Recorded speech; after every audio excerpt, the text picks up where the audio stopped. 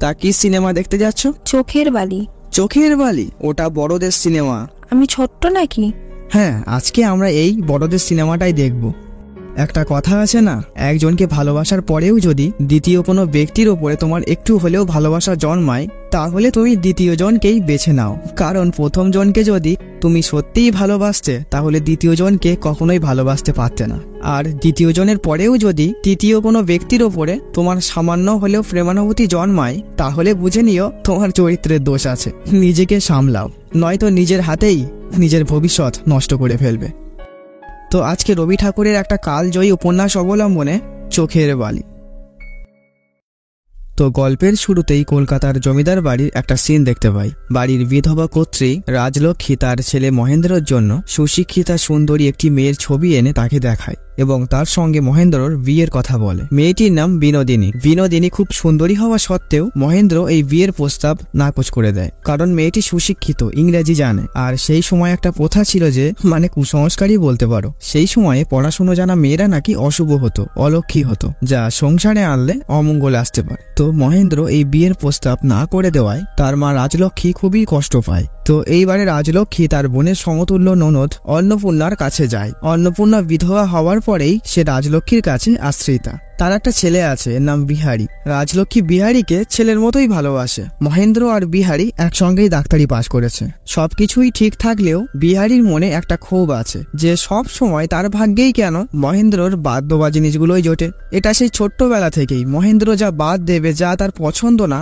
তারপরে সেইটা বিহারীকে গ্রহণ করতে হয়। তো রাজলক্ষ্মী যখন বিহারীর জন্য মহেন্দ্রর অপছন্দ করা মেয়েটির প্রস্তাব নিয়ে আসে, তখন বিহারী বিনোদিনীর ছবি না দেখেই সেও এই মেয়েকে বিয়ে করবে না বলে জানিয়ে দেয়। তো যেহেতু বাড়ির দুই ছেলে না করে দিয়েছে, তাই রাজলক্ষ্মী তাদের দূরের কোনো আত্মীয়র সঙ্গে বিনোদিনীর বিয়ে দিয়ে দেয়। আসলে বিনোদিনী ছিল খুবই সুন্দরী। কে পছন্দ করলো বা কেউ শুভ অশুভ মানলো, তাতে তার যায় আসে না। কিন্তু অল্প দিনের মধ্যেই বিধি বাম হয়ে দাঁড়ায়। বিনোদিনীর স্বামী যক্ষায় মারা যায়। তো কপাল তো সেই বিনোদিনী খুব কম বয়সেই বিধবা হয়ে যায়। তো এরপরে বিহারীর জন্য আশালতা নামে একটি মেয়ের বিয়ের সম্বন্ধ আসে। তো মহেন্দ্র বিহারীর সঙ্গে মেয়ে দেখতে গেছিল, কিন্তু আশাকে দেখে মহেন্দ্রর পছন্দ হয়ে যায়। তো এদিকে বিহারীরও খুব পছন্দ হয় আশালতাকে, কিন্তু মাঝখানে তার দাদা বেঁকে বসে। তার আশাকেই পছন্দ হয়েছে এবং সে তার সঙ্গে বিয়ে করতে চায়। তো এক প্রকার বাধ্য হয়েই বিহারীর আশাকে পছন্দ হওয়া সত্ত্বেও সে ত্যাগ করে এবং মহেন্দ্রর সঙ্গে আশার অবশেষে বিয়ে হয়ে যায়। এতে বিহারী মনে মনে অবশ্য কষ্ট পায়, কিন্তু সে প্রকাশ করে না। স্বাভাবিক, কষ্ট পাওয়ারই তো কথা। সে সব সময় মহেন্দ্রর বাদ দেওয়া জিনিসগুলো গ্রহণ করেছে, আর শেষমেশ তার পছন্দের জিনিসটাও তার দাদাই নিয়ে গেল। তো এরপরে মহেন্দ্র আর আশার দাম্পত্য জীবন শুরু হয়। তাদের বৈবাহিক জীবন খুব ভালোই কাটছিল। মহেন্দ্র ছিল খুব কামুক প্রকৃতির। সে সব সময় আশালতার সঙ্গে একেবারে লেপ্টে থাকতো, এমনকি সে কলেজ যাওয়াও বন্ধ করে দেয়। আর আশাকেও সে কোনো কাজকর্মে হাত লাগাতে দিত না। মানে এক কথায় বলতে গেলে মহেন্দ্রর সঙ্গে আশা সবসময় শুয়ে থাকলেই মহেন্দ্র খুশি হতো। তো বিয়ের পরে দিন দিন মহেন্দ্রর এই কর্মবিমুখ হয়ে যাওয়া ব্যাপারটা রাজলক্ষ্মীর কোনো মতেই পছন্দ হয় না। তাই রাজলক্ষ্মী ব্যাপারটা নিয়ে কথা তোলা সত্ত্বেও কোনো লাভ হয় না। তাই সে এক প্রকার রাগ করেই বাপের বাড়ি চলে যায়। তো রাজলক্ষ্মী বাপের বাড়িতে এসে বিনোদিনীকেও তার কাছে ডেকে নেয়, কারণ তার মনে হয় একজন বিধবার কষ্ট একজন বিধবাই বুঝতে পারবে। তো এই অল্প বয়সে বিনোদিনীর এই বিধবার বেশে দেখে রাজলক্ষ্মীর খুব কষ্ট হয়, মায়া হয়, কিন্তু কি আর করা যাবে, মেয়েটার কপাল দোষ। রাজলক্ষ্মী মনে মনে এও ভাবতে থাকে যে মেয়েটা খুবই সুন্দরী, শিক্ষিতা, খুবই ভালো। এ যদি আজকে তার বৌমা হতো, কিন্তু কি আর করার, দোষ তো তার ছেলেদেরই। তো কথায় কথায় রাজলক্ষ্মী বলে, এতদিন যে এখানে আসলাম, ছেলেটা আমার কোনো খোঁজই নিল না, কোনো চিঠিও লিখলো না। বউটা পেয়ে ছেলে আমার ভেড়া হয়ে গেল, সব সময়ের জন্য ঘরে দৌড় দিয়ে থাকে। বিনোদিনী বলে, আপনার বৌমা নিশ্চিত খুবই সুন্দরী। রাজলক্ষ্মী বলে, কোথায় সুন্দরী, প্যাকাটি মতো। আর আমার ছেলেটাও হয়েছে এক, যার মা না খাইয়ে দিলে খাওয়া হতো না। আর সেই ছেলে একদিন হয়ে গেল, বাঁচলুম কি মরলুম একটা খবরও নিল না।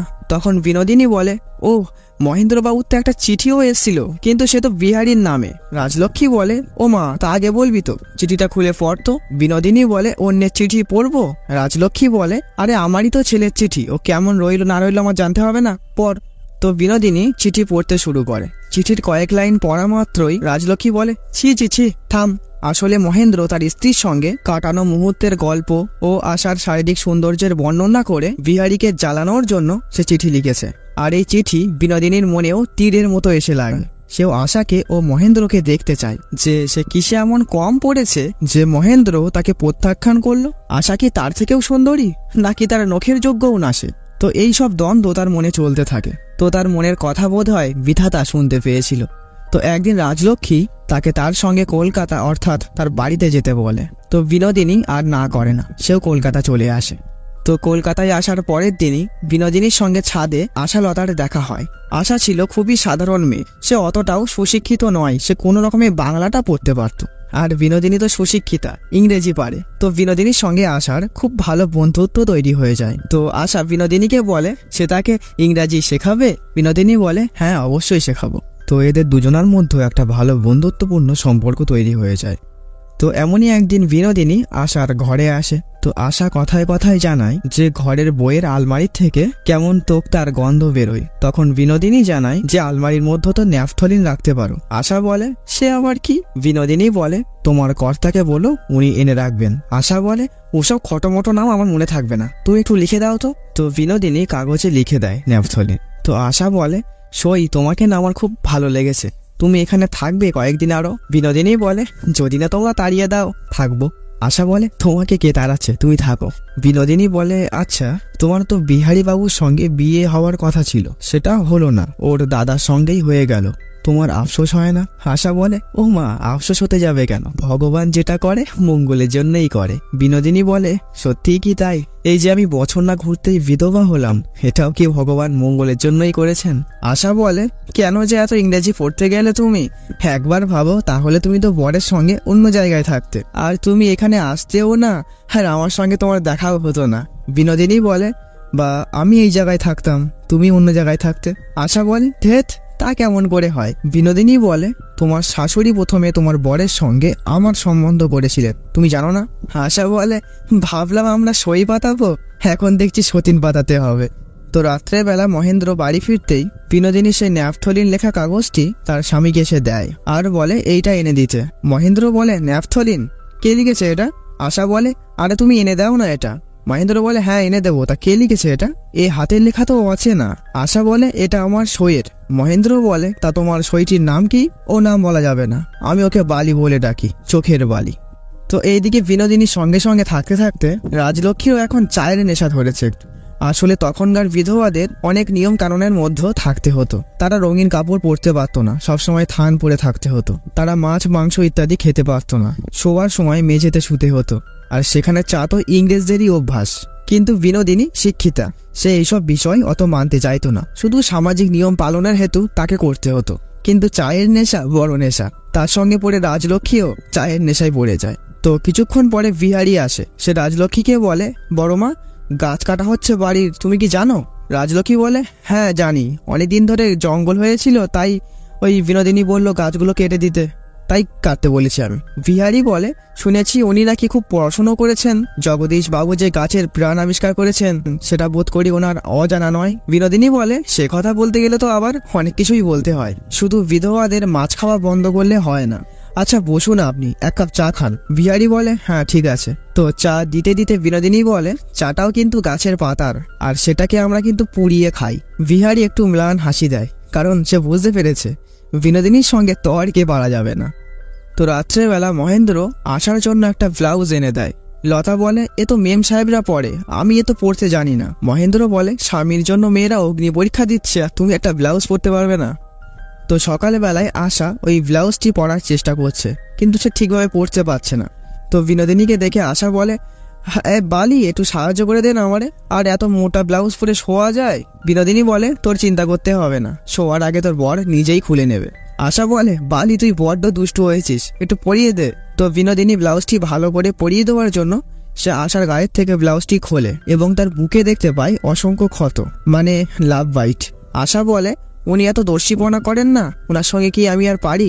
বিনোদিনী বলে গায়ের জোর নয়, মনের জোর লাগে, বারণ করতে হয়, যেদিনকে কেটে ছড়ে পুঁজ বেরোবে সেদিনকে বুঝতে পারবি। আশা বলে আচ্ছা ঠিক আছে, আমি বলবো কিভাবে পরতে হয়, ব্লাউজটা একটু দেখিয়ে দে না। তো এরপরে বিনোদিনী নিজেই ব্লাউজটি পরে আশাকে দেখায়। তো রাত্রেবেলা মহেন্দ্র যখন ঘরের দরজা বন্ধ করে শুতে যায়, তখন একটা জিনিস আমরা লক্ষ্য করি, বিনোদিনীর কোথাও না কোথাও যেন কষ্ট লাগছে। তো যাই হোক, তারা ঘরে এসে সেটাই করতে থাকে। আর ওইদিকে বিনোদিনীকে দেখতে পাই সে মেঝেতে শুয়ে অনুভব করার চেষ্টা করছে। আশা করি ব্যাপারটা বুঝতে পারছো। তো পরের দিন সকালে যখন রান্নাঘরে কাজ করছিল বিনোদিনী, হঠাৎ সে সেখান থেকে উঠে চলে যায়। রাজলক্ষ্মী আর অন্নপূর্ণা দেখে সেখানে রক্ত। তো আর ডিটেলে যাব না। যাই হোক, তো রাত্রেবেলা বিহারী বিনোদিনীর কাছে আসে আর বলে যে তারা বঙ্গভঙ্গের জন্য আন্দোলন করছে, সে সই করতে চায় কিনা। বিনোদিনী বলে হ্যাঁ অবশ্যই করব। সে করে দেয়। আর যাওয়ার সময় বিহারী বলে যায় কাল দুপুরে চড়ুই ভাতি আছে, আপনি অবশ্যই আসবেন। তো দুপুরের চড়ুই ভাতিতে সবাই ছিল, বেশ আনন্দ ফুর্তিতেই কাটছিল। তো আশা বিহারীকে বলে যে পুকুরের ওই পদ্ম ফুলগুলো তার জন্য এনে দিতে, আর বিহারীও তা আনার জন্য পুকুরে নেমে যায়। আসলে আশা বিহারীকে ফুল আনতে নর্মালি বলেছে, আর বিহারীও নর্মালি গেছে, কিন্তু মহেন্দ্র ব্যাপারটা ঠিকভাবে নেয় না। তো ওরা ওইদিকে পুকুর ধারে ফুল তুলছে, আর এই সুযোগে বিনোদিনী মহেন্দ্রর কাছে এসে বলে একটু বসতে পারি আমি, আমার পায়ে কাটা ফুটেছে। মহেন্দ্র বলে হ্যাঁ অবশ্যই বসুন, আমি কাটা বার করে দিচ্ছি। বিনোদিনী বলে না না আপনি ছোবেন না। মহেন্দ্র বলে ডাক্তারিটা অন্তত করতে দিন। বিনোদিনী বলে ডাক্তারের ভিজিট আছে, আমি গরিব মানুষ, শোধ দিতে পারবো না। মহেন্দ্র বলে সে না হয় পরে দেবেন, আমিও পালাচ্ছি না, আপনিও পালাচ্ছেন না। তো এরপরে মহেন্দ্র কাটাটা বার করে দেয়। তো খাওয়া দাওয়ার পরে এরা ঘুমিয়ে পড়ে। বিহারী বিনোদিনীকে বলে আপনি তো এসেছেন 4ঠা শ্রাবণ, 6 মাস হয়ে গেল। বাহ, শুনেও ভালো লাগছে, কেউ তো আছে যে আমার আসার সময় তারিখ সব মনে রেখেছে। তো বিহারীর সঙ্গে টুকটাক কথাবার্তা বলে বিনোদিনী বুঝতে পারে যে মহেন্দ্র আর বিহারীর মধ্যে আকাশ পাতাল পার্থক্য। বিহারী খুবই ভালো মানুষ, তার প্রতি এমনি শ্রদ্ধা চলে আসে। তো যাই হোক, এরপরে এরা বাড়িতে আসে। মহেন্দ্র উঠানের শ্যাওলা পরিষ্কার করতে গিয়ে পা পিছলে পড়ে যায় এবং তার কোমরে ব্যথা লাগে। তো চিকিৎসার জন্য বিহারীকেই ডেকে আনা হয়। তো মহেন্দ্র বিহারীকে শুনিয়ে শুনিয়ে বলতে থাকে এইভাবে ঘরে পড়ে থাকতে আমার ভালো লাগবে না, যাই আশালতাকে নিয়ে আর বিনোদিনীকে নিয়ে কয়েকদিন ঘুরে আসি। তো এটা শুনে বিহারী বলে গেলে আশাকেই নিয়ে যাও, নয়তো ও কষ্ট পাবে। মহেন্দ্র বলে না, বিনোদিনীকে তোমার ভরসায় রেখে যাওয়া যাবে না। কাল যে কেমন আসার কথাই কাপড় খুলে একেবারে পুকুরে পদ্ম তুলতে নেমে গেছিলে, সেটা কি আমি ভুলে গেছি নাকি? এটা শুনে বিহারীর খুব খারাপ লাগে, তাও সে কিছু বলে না, সে চলে আসে। তো এর কিছুদিন পরে বিহারীর জন্য একটা সম্বন্ধ আসে। তো বিহারীর বিয়ের জন্য এদিকে কথাবার্তা হচ্ছিল আর বিনোদিনী এদিকে তরকারি কাটছিল। সে বিহারীর বিয়ের কথা শুনে অন্যমনস্ক হয়ে যায় এবং সে বটিতে আঙুল কেটে বসে। বিনোদিনীর আঙুলের ক্ষত খুবই সামান্য, সাধারণ প্রাথমিক চিকিৎসাতেই এটা সেরে যাবে। কিন্তু যখন বাড়ির লোক বিহারীকে ডাকার কথা বলে, তখন মহেন্দ্র তার কোমরের ব্যথা অগ্রাহ্য করে বিনোদিনীকে নিয়ে হসপিটালে চলে আসে। এই ব্যাপারটা রাজলক্ষ্মীর খুব একটা পছন্দ হয় না। সে আশালতাকে ডেকে বলে তোমার স্বামীকে একটু চোখে চোখে রেখো, কিন্তু আশা খুবই সাধারণ মেয়ে, সে ব্যাপারটা নর্মালি নেয়। তো হসপিটালে আসলে এদের দেখে ডাক্তারের সন্দেহ হয়। আসলে সেই সময় বিধবাদের নিয়ে হসপিটালে যাওয়া মানে অ্যাবর্শন করানো। তখন এরা বলে ডাক্তারবাবু আপনি ভুল বুঝছেন, তেমন কিছুই না, শুধু হাত কেটে গেছে বলেই তারা এসছে। তো যাই হোক, তাদের ফিরতে ফিরতে একটু রাত হয়ে যায়। তো বাড়ি আসতেই আশা বিনোদিনীকে দেখে বলে ও মা, এ তো হাতে মলম লাগিয়ে ন্যাকড়া বেঁধে দিয়েছে, তা তোমাদের আসতে এত দেরি হয়ে গেল? তখন বিনোদিনী বলে মহেন্দ্রবাবু যদি আমার হাতটা কেটে রেখে দিত তাহলে বালি বোধহয় বেশি নিশ্চিন্ত হতো। আশা বলে ও মা, তুই এরম কথা বলছিস কেন? আমি কি সেরম কিছু বলেছি? মাঝে মাঝে তোর যে কি হয়। তো ঘরে এসে বিনোদিনী বিহারীর একটা চিঠি পায়। তাতে বিহারী সরাসরি ভাবেই লিখে গেছে সে বিনোদিনীকে বিবাহ করতে চায়। যদি তার সম্মতি থাকে তাহলে সে মহেন্দ্রর বাড়ি ছেড়ে তার বাড়িতে যেন চলে আসে। বিনোদিনী জানে যে তার কি উত্তর দেওয়া উচিত এই চিঠির, কিন্তু সে না কোথাও গিয়ে আটকে যায়, সে কিছুই বলতে পারে না।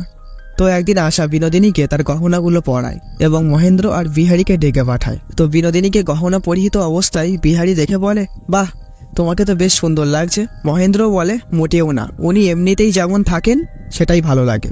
তখন বিনোদিনী সব গহনা খুলে ফেলে। তখন আশা বকতে থাকে যে সব করে দুটো গহনা পরালাম মেয়েটাকে, তাও তোমাদের সহ্য হলো না। তো রাত্রেবেলা মহেন্দ্র বিনোদিনীর কাছে আসে আর বলে এটা আপনার সই পাঠিয়েছে, আপনি না করবেন না, আমি শুধুমাত্র দূত। এবং এদের মধ্যে এখানে কিছু কঠিন কথাবার্তা হয়। তার সারমর্ম এই যে মহেন্দ্র বিহারীর সঙ্গে তাকে ভাগাভাগি করতে পারবে না, সে নিজেই তার কাছে সমর্পিত। বিনোদিনীর কাছে আসতে শুরু করে। তখন বিনোদিনী বলে আপনি ঘরে যান। মহেন্দ্র বলে যদি না যাই? তখন বিনোদিনী বলে তাহলে ঘোড়ার গাড়ি ডাকুন, আমাকে গঙ্গার ধারে বেড়াতে নিয়ে চলুন। তখন মহেন্দ্র বলে এই দুটোর মাঝামাঝি কি কোনো রাস্তা নেই? তুমি তো আশালতার মতো নও যে তোমাকে সব কথা বোঝাতে হবে। আশা নয় বলেই তো মাঝের রাস্তা আমার পছন্দ নয়। তো সকালবেলায় মহেন্দ্র বেরোনোর সময় বিনোদিনীর কাছে একটা চিরকুট ফেলে যায়। আসলে মহেন্দ্র বিনোদিনীর সঙ্গে দেখা করতে চায় এবং বিনোদিনী যেন নিজেকে আটকাতে পারে না, এবং বিনোদিনী ঠিকানা অনুযায়ী মহেন্দ্রর সঙ্গে ঘোড়ার গাড়িতে গিয়ে ওঠে এবং তারা ঘোড়ার গাড়ির মধ্যেই লিপ্ত হয়। তো তারপর থেকেই তাদের মধ্যে এইরকম চলতেই থাকে।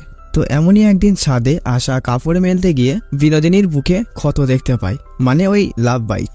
আশার কিছু একটা মনে হয়, কিন্তু সে কিছুই বলতে পারে না।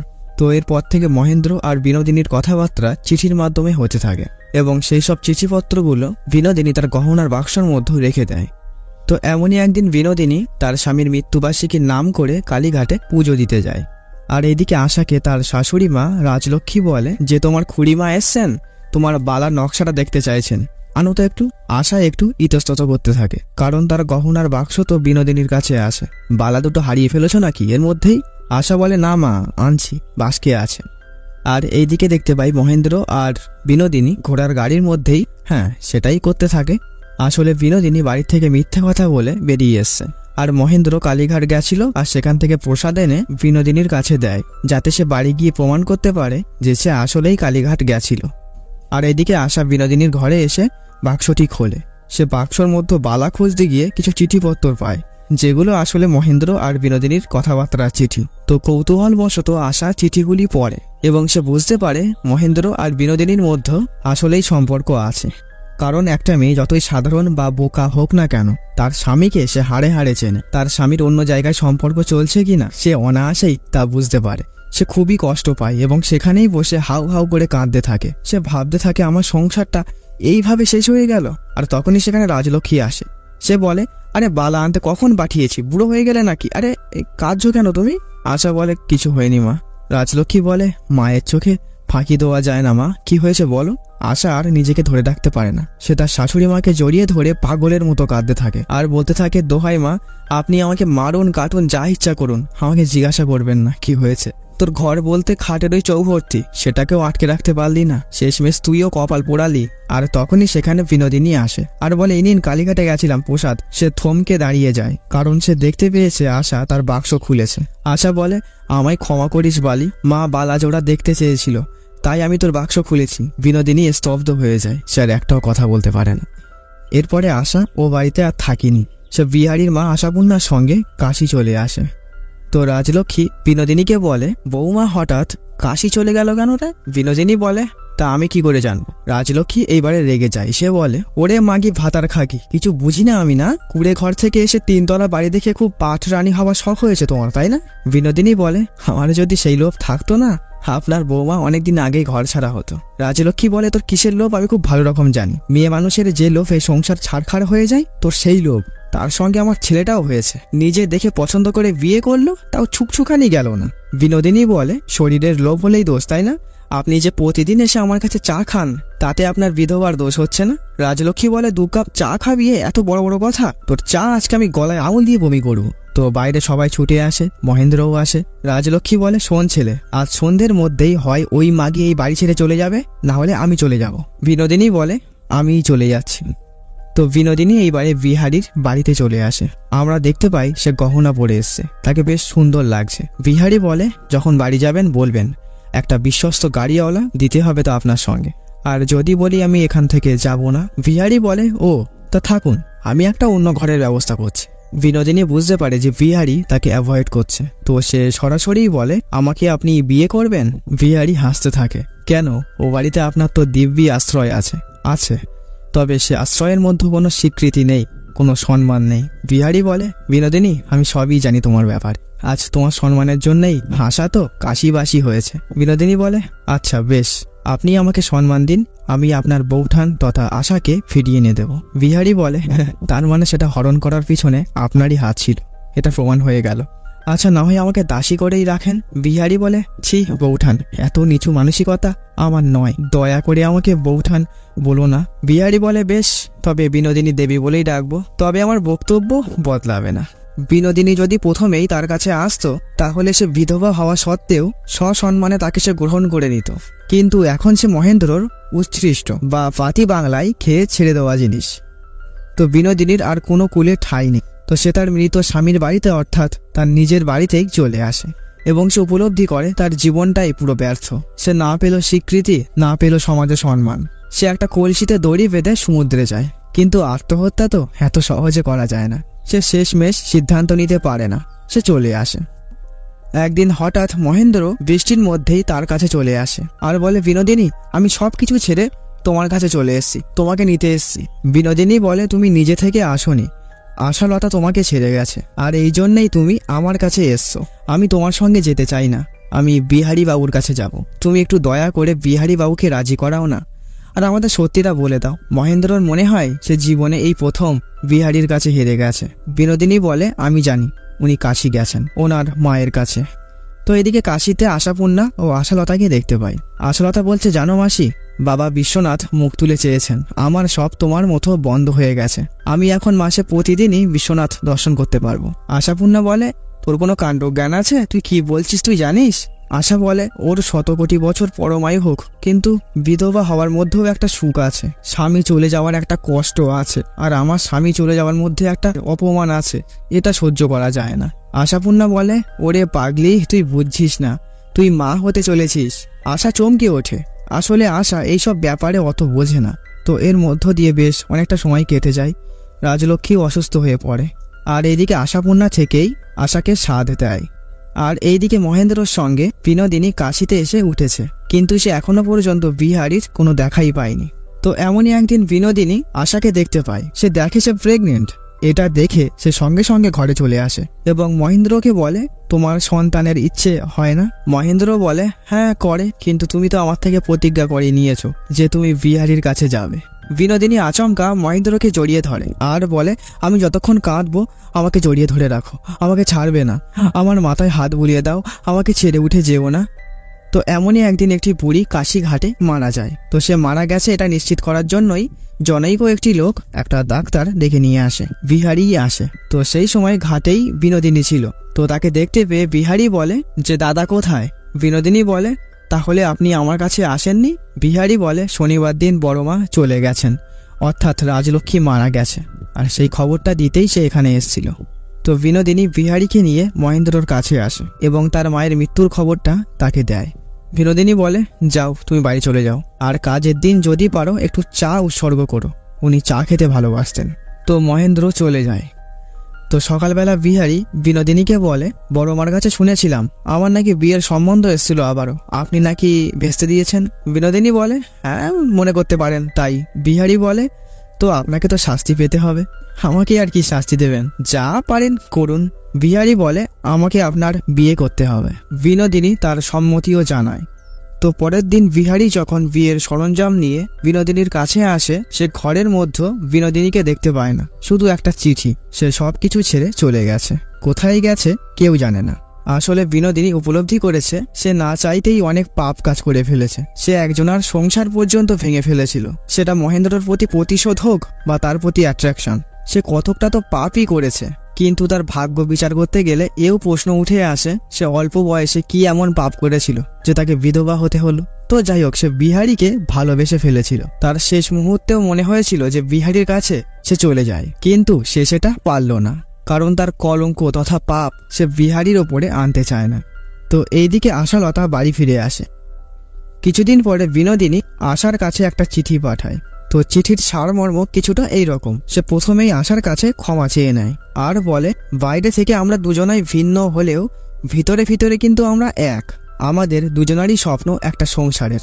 তুমি সেটা পেয়েছো, আমি পাইনি। আমি তোমাকে দেখে কখনোই হিংসে করিনি, কিন্তু তোমার কাছে যা ছিল সেটা পাওয়ার লোভ হয়েছিল বড্ড। আর হ্যাঁ, তুমি বা তোমার সন্তানরা কখনোই ঘরের মধ্যে আবদ্ধ থেকো না, বাইরে বেরো, বাইরের জগৎ সম্পর্কে জানো, আর শেষমেশ তোমার সইকে ক্ষমা করতে পারলে করো। তো এরপরে বিহারী বিনোদিনীকে অনেক খুঁজেছে, কিন্তু তাকে আর পাওয়া যায়নি। তো এখানেই গল্পটি শেষ হয়ে যায়। তো গল্পটি কেমন লাগলো অবশ্যই জানিও। তো আজকের মতো টাটা।